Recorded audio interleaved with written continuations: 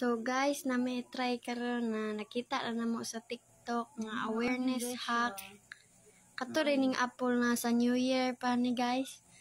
Kita na mo sa TikTok nga na daw ni siya wax dara gid para magmukhang fresh pa kayo.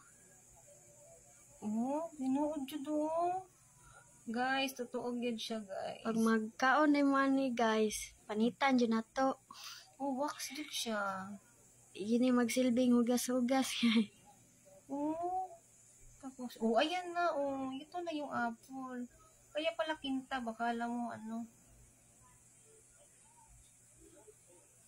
mo, tinuod yun. Guys, totoo talaga yung nakita namin sa TikTok. Iba talaga siya, para siyang sa kandila. Tsaka tawag aning wax na guys.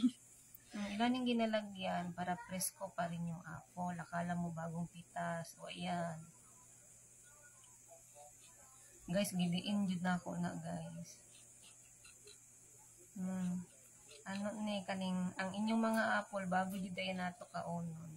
Balati na lang guys kay. Lisod na ma-scam. Naadid siya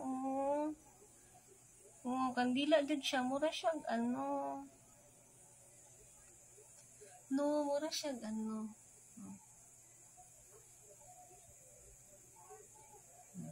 pikas. Jud wax. Awa sa pikas. Kita na wala na yung kamot Gidiin jud na ako na. Takad ring agit ay. Nay ka na murag kuan, murag plain lang nya. Pag kauras nimo kanay ni sinaw.